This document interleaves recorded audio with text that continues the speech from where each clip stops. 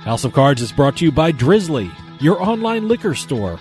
Available in over 95 cities across North America, Drizzly offers a huge selection and competitive pricing with a side of personalized content. Now there's no need to leave the house. Get alcohol delivered in less than an hour by Drizzly. Head on over to drizzly.com and order today. And now get $5 off your first order of $20 or more when using promo code DRINK19 at checkout. Shop beer, wine, and liquor with drizzly.com.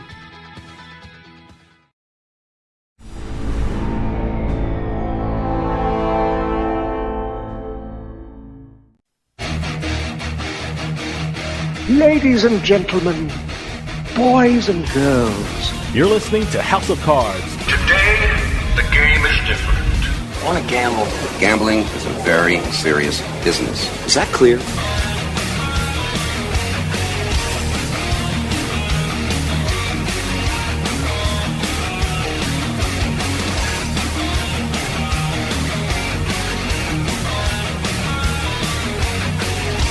Welcome to House of Cards. Dave Weishaupt with you here, deep from the swamps of Jersey. We got a great show coming up for you. What a great time in sports. The NHL and NBA playoffs are in full swing. We're headed into the heart of the baseball season, and people are even starting to bet on NFL futures. It's an amazing time to be a daily fantasy player and a sports bettor. And if you fall into either one of those categories, you're going to want to listen to our next guest. You know Dan Bach from Rotogrinders and Better Collective, and now Dan even has a new podcast called Get a Grip. We're going to get Dan's take on the sports world and even get some updates on what states may jump on the sports betting bandwagon pretty soon. You're not going to want to miss it. So stick around. We'll be right back with House of Cards.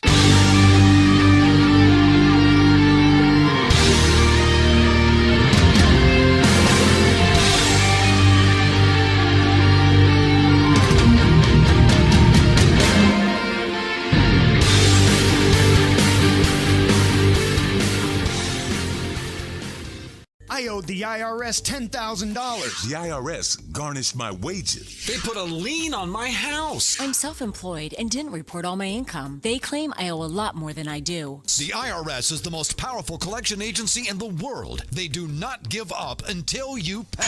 I couldn't sleep. We were being audited. I called Tax Solutions Now, and a great big weight was lifted off my shoulders. I called Tax Solutions Now, and they got the IRS off my back. Tax Solutions Now had my wage garnishment lifted in 48 hours. Tax Solutions Now can get you help. Our agents know the rules, can stop the pain, and get you the best deal. Tax Solutions Now saved my business. I qualified for the Fresh Start program. I paid less than I owed. We connect you with a team of former IRS agents and tax professionals who get the IRS off your back. Time is running out. Call Tax Solutions now. Call 800-297-9788. 800-297-9788. Psst. Yeah, you. Come here. Haven't you heard? We don't need to hide anymore. Now, we can shop privately for adult products at adamandeve.com. They've got massage oils, lingerie, and lots more we can't mention here. Use the offer code SPICE404. They'll give you 50% off almost any one item, 3 free DVDs, free mystery gift, and free shipping. That's 50% off, free shipping, and more. Private shopping starts at adamandeve.com.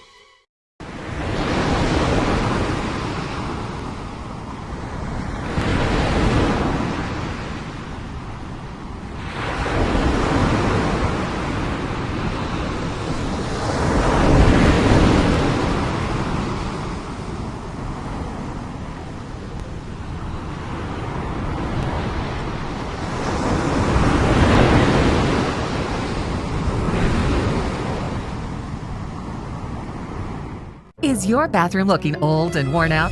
Want to update it, but you don't know where to start? Then let BCI Bath & Shower show you how to turn that old bath into an aisle of beauty and functionality. Our residential bathroom solutions provide the best value on the market, and our customer service is second to none. Our cost-effective BCI Bath & Shower family of products has what you need. Remodeling our bathroom was a big decision for us. They didn't make a mess out of our house at all. And at the end of the day, we had a beautiful new bathroom. And it was a great experience the whole way through. We have the best monthly payment programs in the industry, with payments as low as $68 per month or no interest, no payments for 18 months. For a limited time, be one of the first 100 callers who schedule a free in-home consultation and receive $500 off. Call 1-800-594-9530. 1-800-594-9530. Factory-trained and certified installers made in the USA and discounts for seniors and military. BCI Bath and Shower, the leader in affordable bathroom products. You're listening to House of Cards. I'm talking sick piles of money. I'm talking lay on your bed in your Vegas room, throw the money in the air, and dance as it showers down on you money. I'm talking frosted glass limo money. I'm talking big cowboy hat, silver turquoise buckle money. I'm talking gambling. I am in love with you.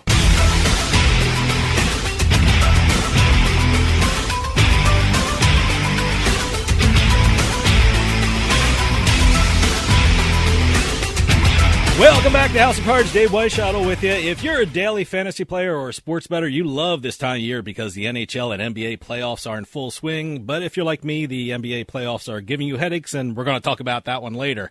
There are lots of states that are jumping on the sports betting bandwagon in the near future, and it's never too early to talk about NFL futures betting. And there's no better person to talk to about these topics than our returning guest from Rotogrinders Better Collective and the podcast Get a Grip, Dan Bach. Dan, thanks for coming back on. Yeah, thanks for having me. Good to chat with you guys again. You are the guy I want to talk to because, we have been having a lot of guests talking about how great the casino business is now that we're opening up, how great the sports books are doing, and how great the sports betting is doing.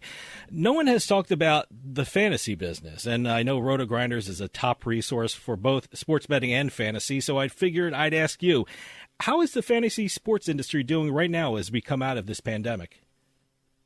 It's doing just fine. I think that people initially thought that when sports betting was, going to expand across the country, that it was going to be the death of daily fantasy, and eventually all these people who were playing DFS were going to move on to betting with the books. But that really hasn't happened. And if you look at the data, even in a lot of the states that have already had betting for many of years, fantasy and DFS is still as popular, if not even more popular than it was, pre-PASPA being overturned. So I think that it's a good corollary. The one thing that people, I think, really enjoy about fantasy versus just sports betting is it's peer versus peer. It's me versus you. It's matching wits versus another human versus, a sports book algorithm. So I think that's the real big difference, and I think that's why, demand continues to be high for DFS and is going to continue,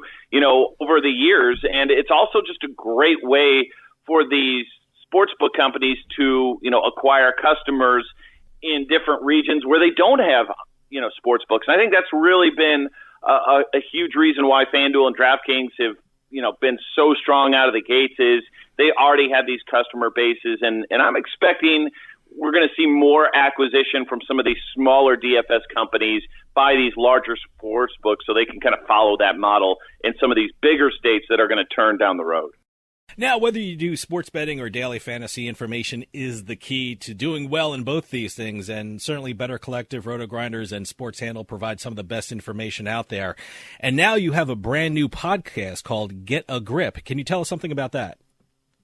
Yeah, and I just want to let you know, this isn't a podcast where you're going to get many picks or tips. It's really more of an industry type of show where you've got a guy in Dave Sharapan who was a bookmaker for, decades. And then you have me, somebody who's, younger, been, in the online sports betting business here for, going on a dozen years, and just getting perspective from both the book and then kind of the player / analyst. So it's a really different vibe, and it's a lot of fun because, Dave is somebody who's, easygoing, you can poke fun at, and I'm the same way. So we go at it a little bit. He's more the old school thinking. I'm more of the younger guy in terms of the way that I've kind of been into sports betting. So it's kind of a fun back and forth, and we just observe what's happening, in the world of sports betting, both, from a legal standpoint and even, issues like, the John Rahm situation from a couple of weeks ago, where you have these sports books, refunding bets for a bet that he didn't win simply because they thought he was going to win. Like, is that the right thing to do? So, it's a fun, easy listen for people who are interested in sports betting. But I got to warn you, if you're coming in to get advice on who you should play in the NBA playoffs, Dave, I got news for you. I'm not going to help you on that podcast. Well, what are some of the other topics that you're hitting? I mean, the field is so ripe with so many things to talk about. What are some of the things that we can expect to hear on Get a Grip?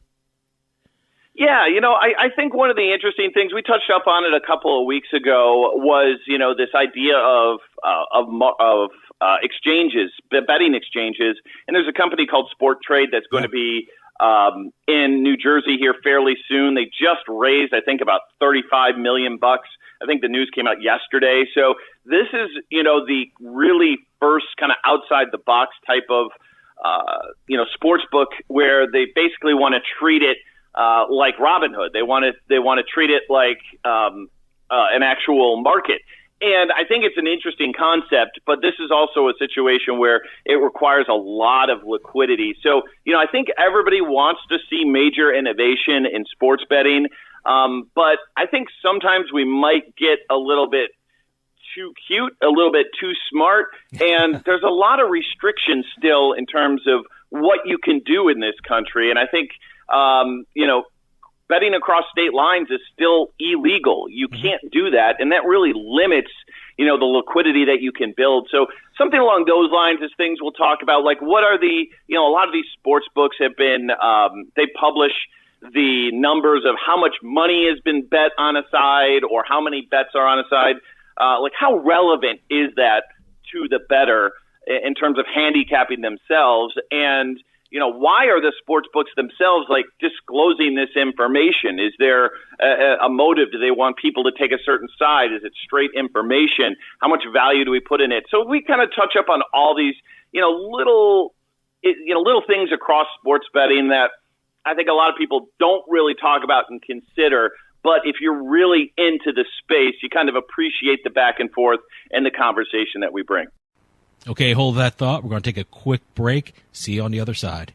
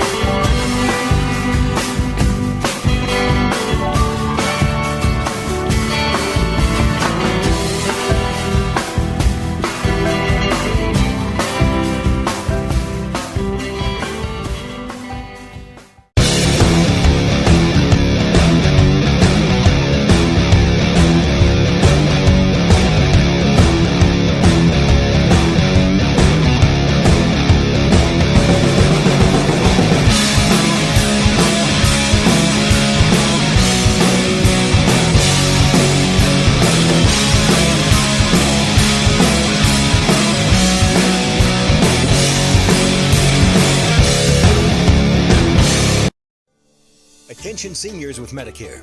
This is an important announcement. Did you know you may qualify for a monthly Social Security rebate? Did you know you may qualify for a $0 monthly premium?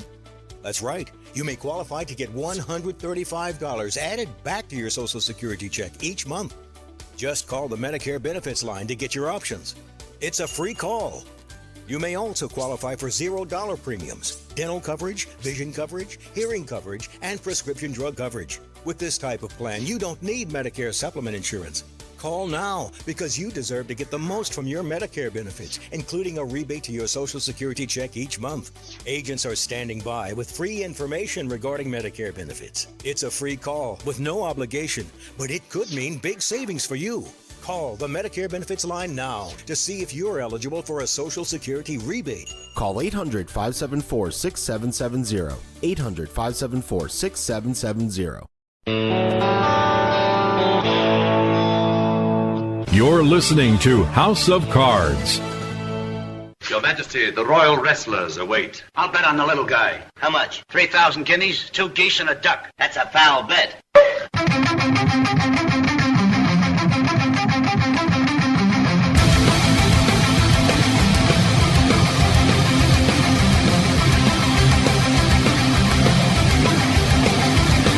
Well, Welcome back to House of Cards. Dave Weishaupt with you. House of Cards is brought to you by Drizzly, your online liquor store. Available in over 95 cities across North America, Drizzly offers a huge selection and competitive pricing with a side of personalized content.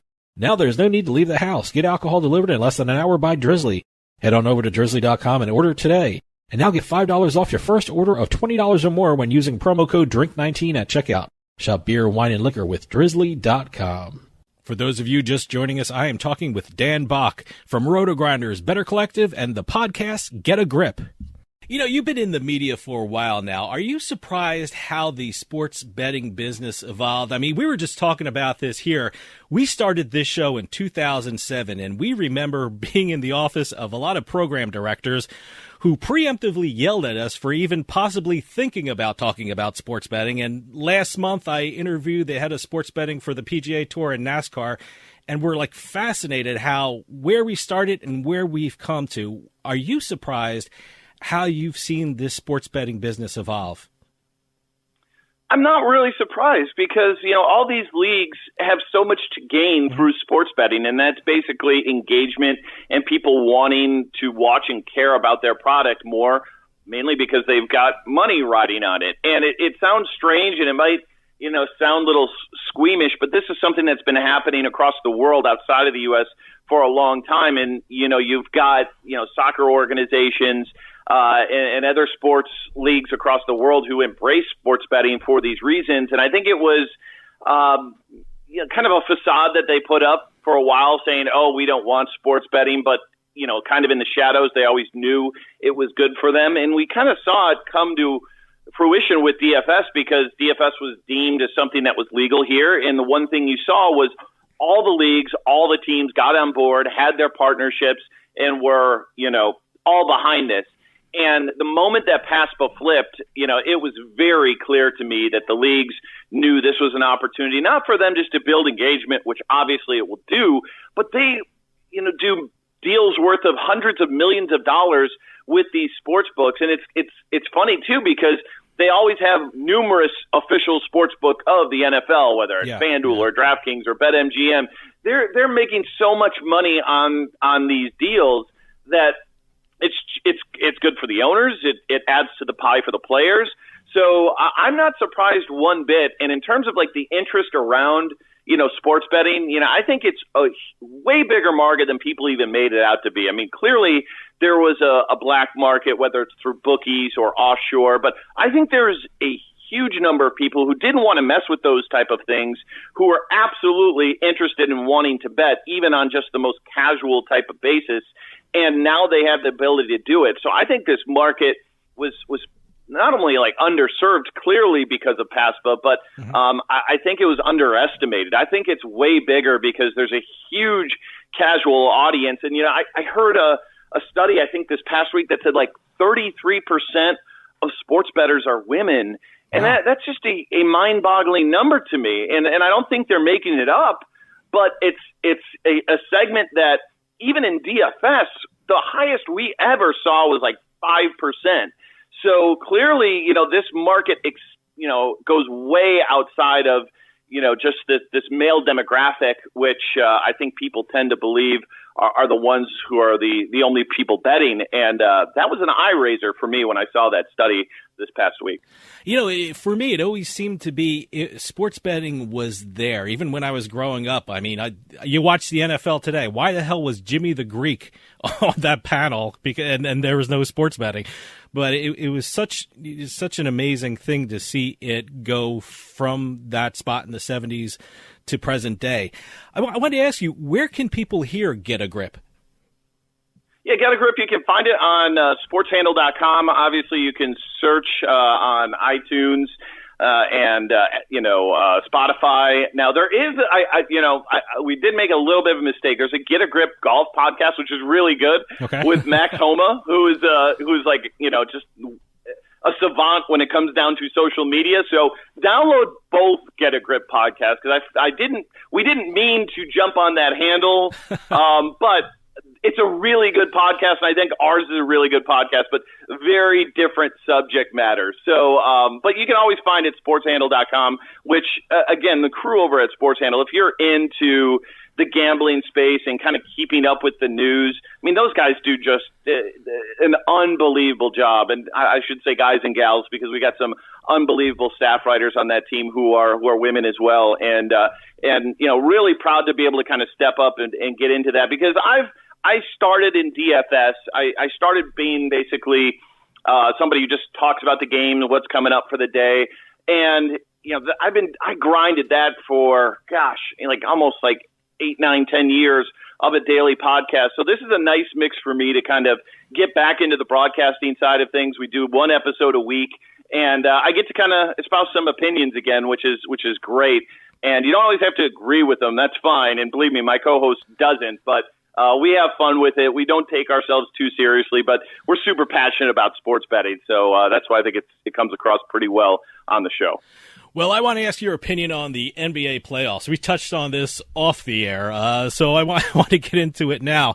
Have you ever seen an NBA playoffs that are this injury-ridden? I mean, I can't remember a time. I mean, it started with Anthony Davis, James Harden, Irving, Paul, Leonard, Green, Embiid played hurt. I mean, what do you think is going on with the NBA, and do you think LeBron has a point? I think he's got a slight point, but I also think he's potentially using that as an excuse. Mm-hmm. And I say that because you look at what happened with Kyrie Irving. He landed on a dude's foot and twisted his ankle. That happens in basketball. That just happens. And there's nothing about the season starting earlier that caused that to happen more so than if it started at a later date. So, I think that LeBron a little bit might be looking at, hey, you know what? I got bounced out of the first round of the playoffs. If I can come up with a little bit of a reason to explain that. Because, you know what, everybody's dealing with the same situation here. And I think there's maybe something to it overall, but I don't really agree that it's it's definitively the reason why we're seeing all these injuries happen. I mean, they always happen. And believe me, teams have been resting players plenty throughout this season. It's not like players decided to stop taking rest days. So I think it's more of an excuse than a reality. And, I'll be curious to see kind of what happens. And you got to remember, too, the NBA is, these guys are just, physical freaks out there. It's amazing how strong and fast and quick today's athletes are. And naturally, you're going to have more of these issues, kind of take place. You see it in the NFL. Every year in the NFL, I feel like there's more injuries than the last. And I think it's just because the makeup of the athletes are that much stronger and faster than they've ever been before. So I don't think it's completely a hollow statement, but I don't think it's the main reason that, Chris Paul has COVID. I mean, come on. He's not playing, but it's nothing to do with the timing of the season. I know people who stopped betting or stopped playing fantasy with regard to the NBA because they thought things were too uncertain. Then again, I know other people who saw what was happening with the Nets and threw money on the 76ers to win the East, and that blew up in their face. When I say people, I mean me. So I screwed up on that one. I mean, do these injuries possibly have a chilling effect on daily fantasy or betting? Or, you know what, as long as they're playing the game, people are going to bet and play fantasy? Yeah, I think it's the latter. I think as long as there's games being played, people are playing fantasy, they're betting on them. If you look at the contests in DFS, they're as big as we've ever seen. They're filling every single night. And, if anything, the people who probably did the best on all these, this weird season of NBA playoffs are the books themselves, because we know who did they take the most money on. They took the most money on Brooklyn. They took the most money on Philadelphia. They took the most money on the Lakers. And all those teams are bounced. And, the Clippers don't seem like there's a good chance they're not going to make it. Mm-hmm. So, the books themselves are going to do very well in these NBA playoffs, but the books do well in pretty much everything. So, I don't think that there's too much that's going to change the betting landscape. Maybe the ratings fall a little bit low if we have a an NBA Finals of, Phoenix versus Atlanta. Yeah, I'm sure that won't be a ratings bonanza if it takes place. But ultimately, from the betting standpoint, people who are going to bet it are going to bet it regardless who's in it. Well, I was going to ask you that. I mean, I'm curious about the media coverage and how that may affect handle. I mean, I told you, I'm sitting dead smack in the center of New Jersey. In New York and North Jersey, just north of me, they're killing the Brooklyn Nets. I mean, in south of me, in Philadelphia and South Jersey, they're killing the 76ers, and that's all they're talking about. The local media isn't saying anything about the Phoenix Suns. They're not talking about it. Well, they're talking about Atlanta because they beat 76ers, but they're not talking about the LA Clippers. I mean, certainly the ratings for NBA are going to suffer in this area. The thing is, New York and Philadelphia are huge media markets, and they're huge betting markets. Do you think that could affect the handle of the NBA playoffs? Yeah, potentially. There's no question. The more engagement you have, the more eyeballs you have, the more likely people are going to bet it when they're in jurisdictions where they can bet. And, the one thing that I kind of look at right now, and the state of Arizona is so close to kind of opening up their sports betting market, and it doesn't look like it's going to happen until maybe September, October. But man, imagine how big of a market they would be going through right now with the Phoenix Suns making a run into the playoffs. And, I think obviously a team like Brooklyn, if they would have made it, you would have had all those eyeballs from those old New Jersey fans and the people in New York who commute both ways to make bets. Obviously there's going to be more betting happening in that situation. But, in the grand scheme of things, I think there might be a little bit of a drop in the handle, but I don't think it's going to be prevalent enough where the sports books themselves are saying, oh, it was a horrible year for us. The NBA is down. I mean, it's like anything else. Yes, you want more eyeballs, you want more engagement, but it's kind of out of their control. You kind of deal with the hand that's dealt. And, I think the unfortunate thing is, you're looking at the markets where we might have, the Final Four. Atlanta doesn't have sports betting. Milwaukee doesn't have sports betting. Phoenix doesn't, and California doesn't. So you've got these 4 teams in the finals, and none of those states have legalized sports betting. So my guess is all the people in those states will just be playing DFS during that time, and maybe DFS will grow a little bit. Okay, hold that thought. We're going to take a quick break. See you on the other side.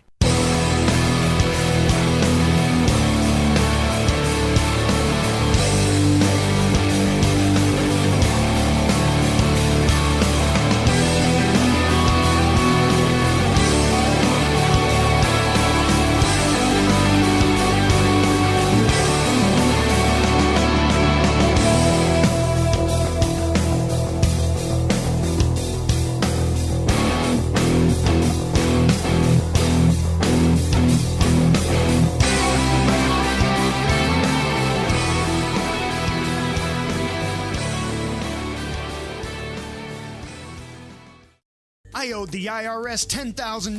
The IRS garnished my wages. They put a lien on my house. I'm self-employed and didn't report all my income. They claim I owe a lot more than I do. The IRS is the most powerful collection agency in the world. They do not give up until you pay.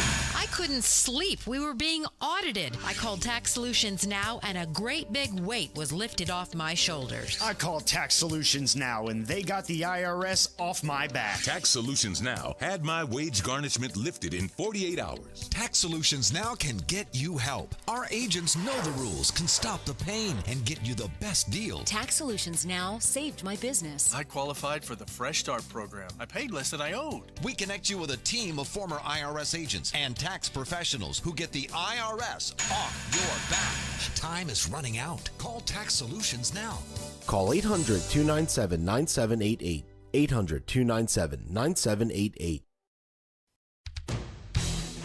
Hey, this is Dave Weishuttle from House of Cards with your House of Cards gaming report for the week of June 28, 2021. According to the New Jersey Division of Gaming Enforcement, the state's iGaming revenue topped the $100 million mark for the third consecutive month. The Garden State's online casinos and online poker rooms reported over $108 million in May, a 0.4% increase from April. The top 2 online gaming platforms in the state were Borgata at number 1 and Golden Nugget in second place. You won't be seeing any gambling advertisements in the masthead position on YouTube anymore. Google recently announced that along with banning gambling masthead advertisements, alcohol, political advertisements, and prescription drug ads will no longer be allowed in that position on the popular video sharing platform. The restrictions were placed in YouTube's terms of service and have been immediately enforced. And finally, last week we brought you the story about Hard Rock Casino in Atlantic City starting their own air service. Now Borgata has announced that they have their own flights as well. The service, called MGM Direct to Borgata, will have flights from 75 cities nationwide. Packages start at $553 per person and include round-trip airfare, a 3-night stay at the Borgata, and ground transportation between the resort and the airport. So leave your car at home and jet to Atlantic City. Have any news or tips regarding casinos, gaming, or legislation? Send us an email at newsroom@houseofcardsradio.com and follow us on Twitter at HOC Radio. You're listening to House of Cards. Check out our website at houseofcardsradio.com.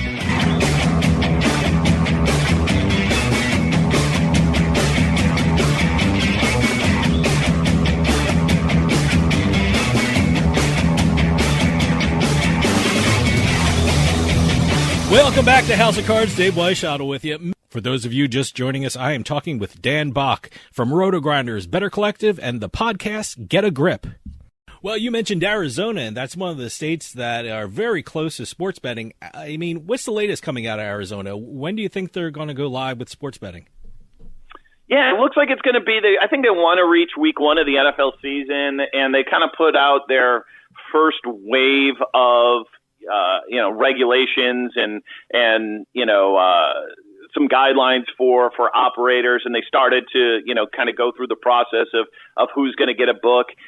It's crazy because you'd think at this point in time it wouldn't be that hard for these sports books to turn themselves on and off because they've done it in so many different states, but there's still a lot of restrictions and a lot of vetting that needs to go on here. So it might be aggressive. I think it'll definitely be before the end of the year in Arizona, but I think this is like just a huge coup, and kudos to the legislature, the lobbyists, and the governor for coming through on and building a bill that basically gives all shareholders what they wanted. And that's really hard to do these days because you got to remember this. As somebody who's been plugged in DFS for over a decade now, Arizona is they've not been able to play FanDuel or DraftKings at all. In the history of those companies, it's been restricted. So this is going to be a market which is going to be wide open in terms of player acquisition. It's not like FanDuel and DraftKings are going to be able to turn on their funnel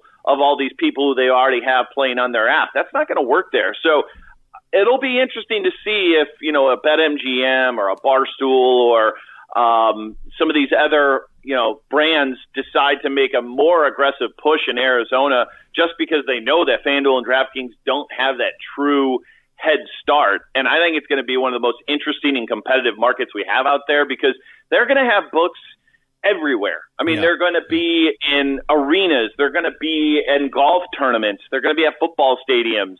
They're going to be at casinos. So there's going to be no shortage of it. It obviously has online, which is a huge, the most important component. So I think it's going to be a fun one to watch from afar and see if, FanDuel and DraftKings in particular can keep their stronghold in a state where they don't have an edge to begin with. I had an interview with the vice president of gaming for the PGA Tour, and they are salivating about Arizona. I mean, in terms of betting, do you think golf will do better there in most states because of the amount of tournaments and the PGA presence there?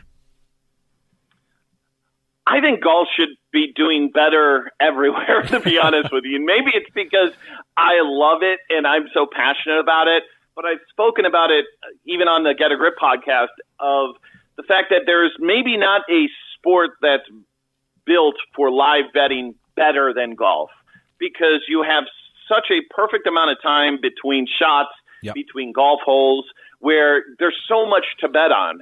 And, the people who like to watch golf are usually of a demographic that have more expendable income to be, betting. And, I think the one thing that golf needs to figure out, and we saw it with the players here in my backyard, in Ponte Vedra is they were able for that tournament to broadcast live every single shot of that tournament. Yeah. Every group had cameras on them for every shot.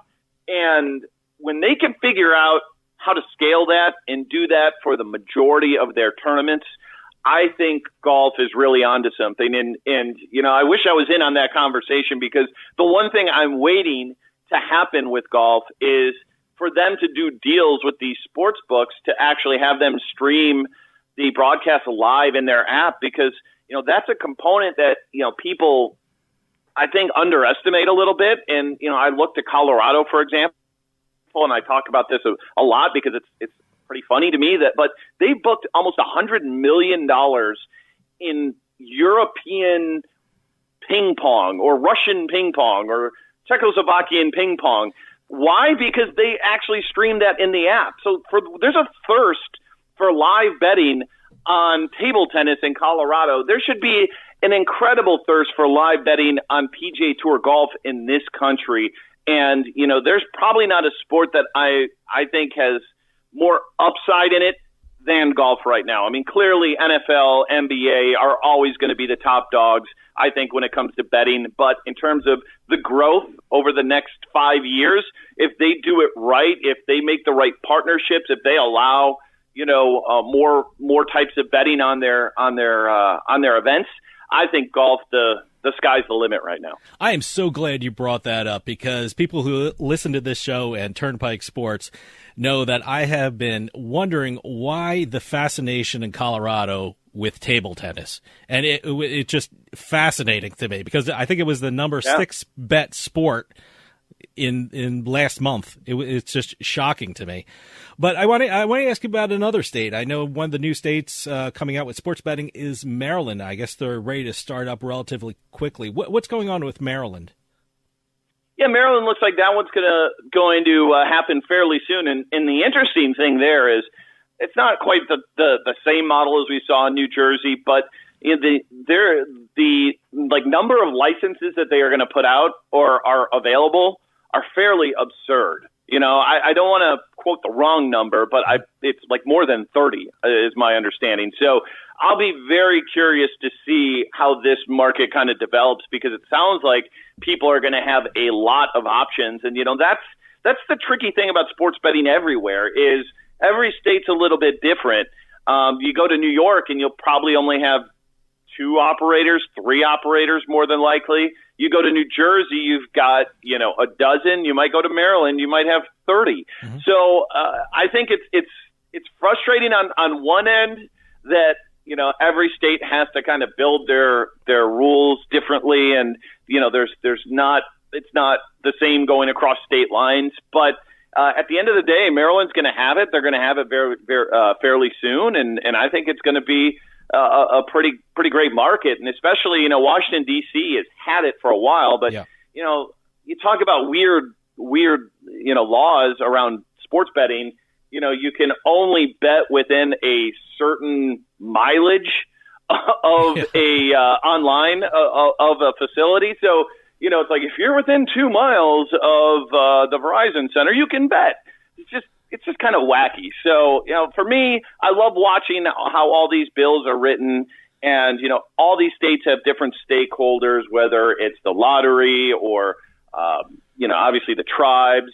But unlike DFS, where literally every state was pretty much the same in their regulations, betting has been the opposite. Every state has been very different. And it's surprising to me, because at this point in time, there's data out there to look at what New Jersey is doing, what Pennsylvania is doing, what Colorado is doing, and be able to come up and look and say, okay, this is working, this is not working, and take things from these other states and building their own. But very few are doing that, and I know politics is the big reason behind it.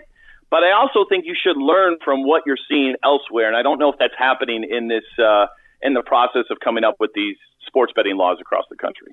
You know, the surprising thing about that area is that the American Gaming Association has named Baltimore, Washington, D.C. as the third biggest gaming market in the U.S., and Maryland doesn't even have sports betting yet. I mean, is that an area that, you know, could rival New Jersey or Nevada for a top spot, or, you know, are they a distant third? Yeah, it's really interesting because New Jersey, and they obviously are the kings right now, but what's going to happen when New York opens? Well, I'm going to ask you about that. What are those? Yeah. What are those numbers going to be afterwards? And, for me, I always viewed that as just kind of a little bit of a narrative. It's a fun thing for writers to document. But at the end of the day, I don't know if it really matters to kind of declare one jurisdiction, the tops in sports betting. But I do think it'll be fascinating to see how that impacts that market in particular. And, the Maryland, Baltimore area, you've just got so many different sports teams between what you have in D.C. and Baltimore that, the fan base is going to be rabid there. And you never really know how these things will shake out at the end. I don't think anybody would have thought New Jersey is the juggernaut it is, but again, how much is that driven by New York City? Time will tell here pretty quick.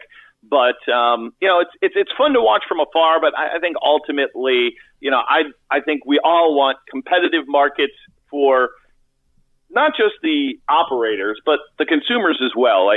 When Florida opens, or maybe, that's a whole different issue on its own right, but it looks like it's going to be a monopoly down here, and that's not good for the consumer more times than not. So I think that's the thing that I'm going to take away from looking at that market in particular, something that's got so many different options available to people. How does that go? Does that make it a more robust market as opposed to Tennessee, which only has, a handful of operators in it right now? So we'll see. I think it's fun to watch. New York is that market that scares the hell out of New Jersey because, look, New York has sports betting. They don't have mobile sports betting, but all the retail sports books are upstate New York. There are no retail sports books in the New York City area, and if you want to bet and you're in New York City, you have to go down to New Jersey to do it. Is there a time frame when New York is going to go online and go live with mobile sports betting? Because everyone here in New Jersey is holding their breath. Yeah, there isn't really a timeline. I think we're going to have an RFP for the operators to put in their bids in the coming weeks. I think maybe by July that's supposed to roll out, and then it's the process of approval and making everything, make sure everybody's above board. So, yeah, I'd be surprised if we get it before the end of the year. It's possible, but I think, certainly if you wanted to be conservative, you're looking at 2022 for it to happen. But, one thing's been very clear in New York is that the governor said, hey, we're the ones that are making the money in this deal, not the sports book. So how valuable is it to be one of three operators in New York if when the margins are going to be as low as they are? I think it's not going to matter for the bigger companies. I think they're going to say, hey, if we have to break even in New York to be able to be in New York and say we're in New York, we're going to do it.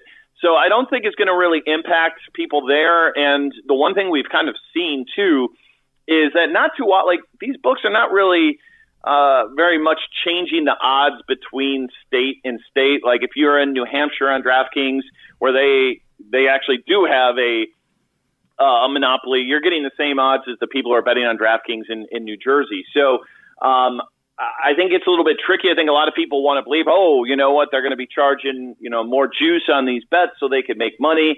And I think that's a conversation that potentially could be happening down the road.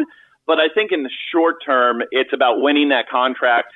And I think that's what everybody kind of in the media space is waiting to see how that shakes out, because there's going to be somebody who's big who's left out over there, because I believe it's only going to be three.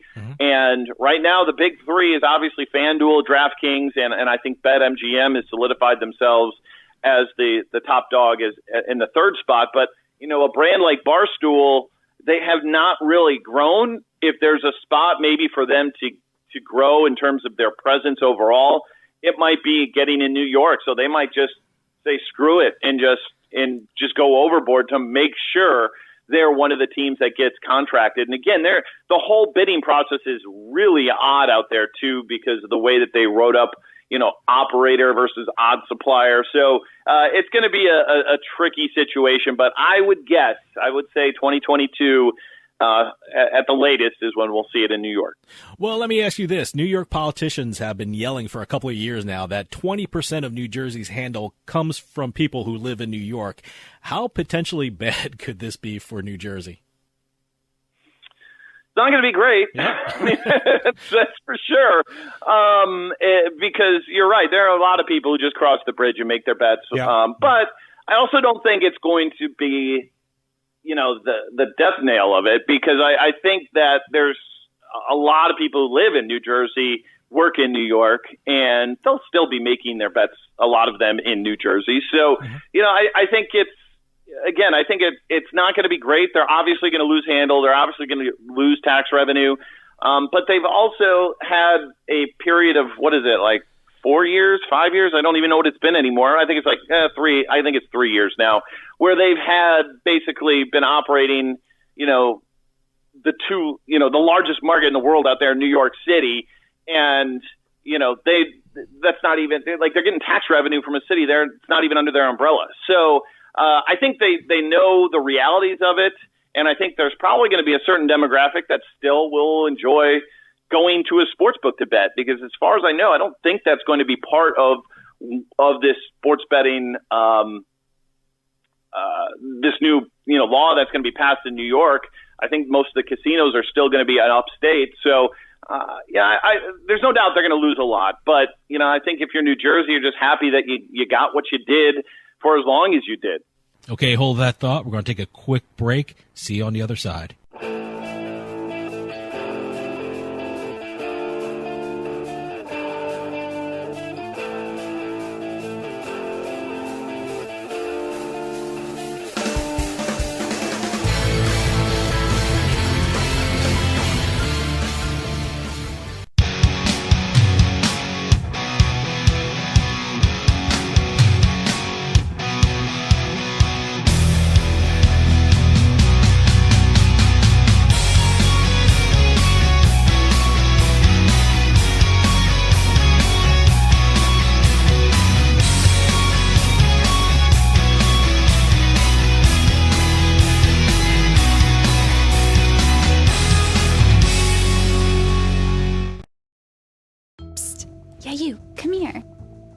Haven't you heard? We don't need to hide anymore. Now, we can shop privately for adult products at adamandeve.com. They've got massage oils, lingerie, and lots more we can't mention here. Use offer code SPICE404. They'll give you 50% off almost any one item, 3 free DVDs, free mystery gift, and free shipping. That's 50% off, free shipping, and more. Private shopping starts at adamandeve.com. You're listening to House of Cards. I bet you $20 I can get you gambling before the end of the day. No way. I'll give you 3-1 odds. Nope. 5-1. Nope. 10-1. You're on.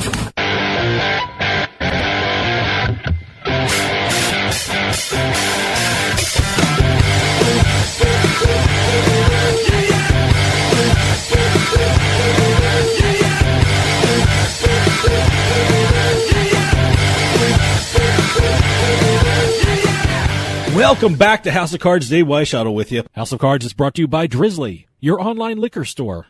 Available in over 95 cities across North America, Drizzly offers a huge selection and competitive pricing with a side of personalized content. Now there's no need to leave the house. Get alcohol delivered in less than an hour by Drizzly. Head on over to drizzly.com and order today. And now get $5 off your first order of $20 or more when using promo code DRINK19 at checkout. Shop beer, wine, and liquor with drizzly.com. For those of you just joining us, I am talking with Dan Bach from Rotogrinders, Better Collective, and the podcast Get a Grip.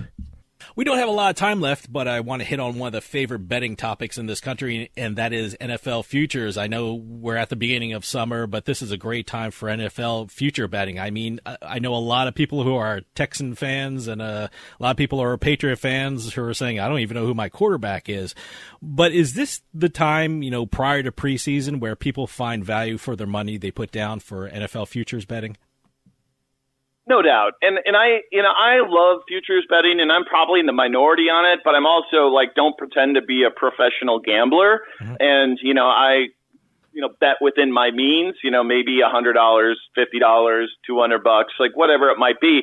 And the one thing that I think is important with futures betting is to shop around, because if you're betting a game, you're betting $20 on a game or $100 on a game, whether you get minus 115 or minus 110, at the end of the day, it's not a huge amount of money, not a huge difference. But, there are a ton of odds comparison sites. We have them on Rotogrinders. Scoresandodds.com is another property within Better Collective that I recommend people check out. And you can see huge differences in futures, in the odds you're getting on future bets. I know you mentioned NFL, but just for example, I was looking at college football the other day, mm-hmm. and I found on BetMGM a future bet on Desmond Ridder. He's the Heisman. He's the quarterback of Cincinnati, and for him to win the Heisman, he's 100-1 on BetMGM. And I looked on DraftKings, and he's at 33-1. Wow. So think of how much of a difference you make, even on a $20 or $100 bet between those two. And that's a huge difference.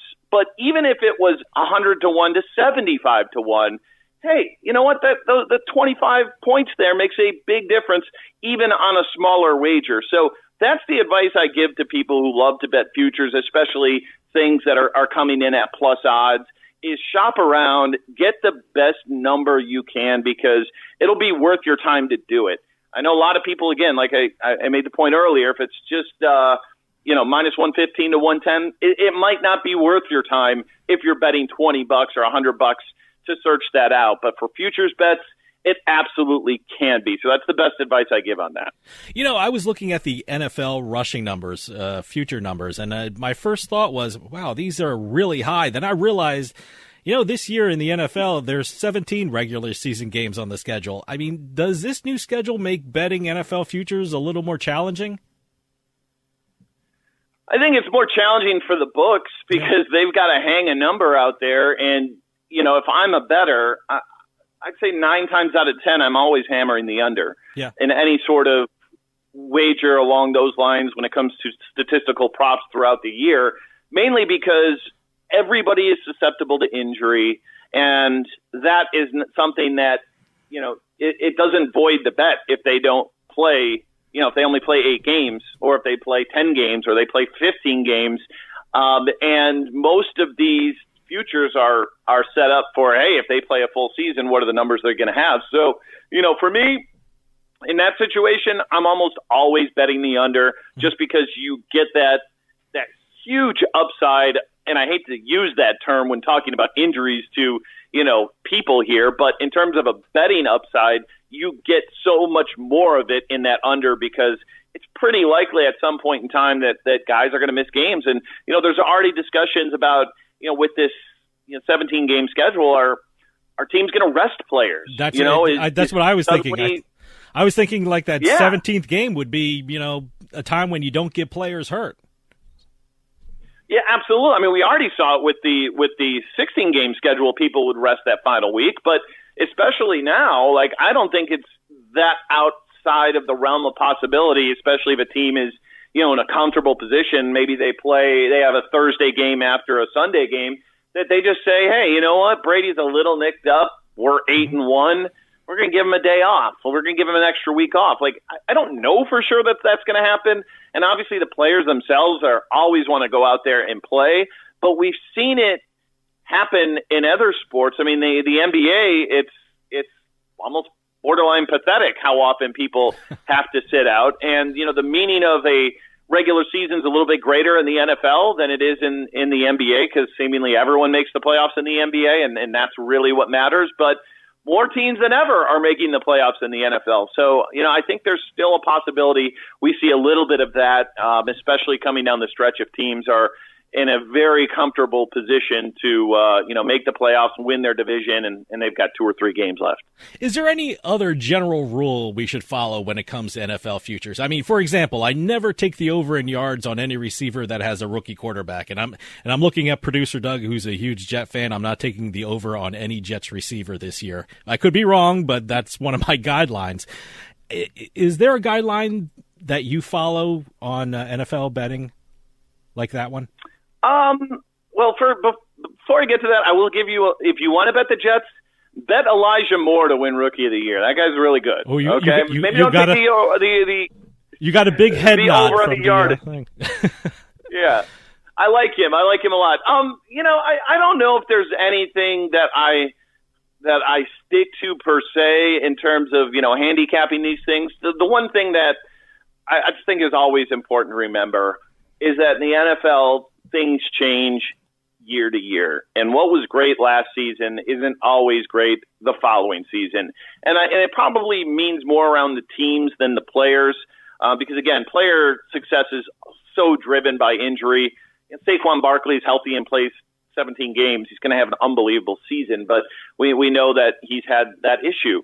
But, I look at a team like Tampa who won the Super Bowl, or the Bills who were darn close making it, and I just see 2 teams that I don't think it takes too much for them to take a step back, because there's always teams you don't suspect who make a run. And that's what makes the NFL such a great league, that year to year there's so much parity, unlike the NBA where maybe we got parity this year, but for most part it's like in a 7-game series the best team's going to win. That's usually what happens. But in the NFL, a lot of different things can happen. So I usually don't play the chalk very much when it comes down to, betting NFL, especially if it's, futures or, team totals.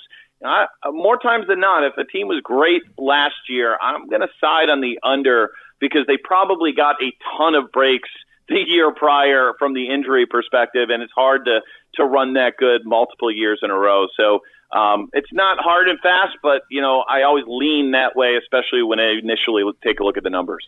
Dan, I just got a note from producer Doug, and he said he already bet on Moore for Rookie of the Year. So you guys are on you're on the same wavelength. But we're running out of time. But can you give out your website where people can follow you and what you're up to, and how people can listen to the Get a Grip podcast? Absolutely. You can find me on Twitter at Dan_Bach. You spell it BACK, a little backwards, but that's where you see a lot of my opinions day to day. And then Rotogrinders.com, been over there for going on almost, I think, 11, 12 years now. And Sportshandle.com, that's where you find the Get a Grip podcast, me and Dave Sharapan. And that comes out usually on Wednesday mornings. You can find those Apple, Spotify, any of your different podcasts. So if you enjoyed my hit here, if you like sports betting, we appreciate it if you give us a listen. And the cool thing, too, about these podcasts that we're doing on the Get a Grip podcast is that they're more evergreen as well. So, even if you missed the early episodes, I think some of the stuff we talked about is interesting and still relevant today. So, if you're looking for a binge, you got a long trip coming up and you need to kill a couple hours, roll those out and hopefully we can entertain you for a little bit. Dan Bach from Rotogrinders, Better Collective, and the Get a Grip podcast. Thanks so much for coming on and keeping us updated on the world of fantasy and sports betting. As always, please come back on because you always give us some great information. Thanks a lot, Dan. Thanks, Dave. Appreciate it. Well, that'll do it for us this week. I'll see you next time on House of Cards.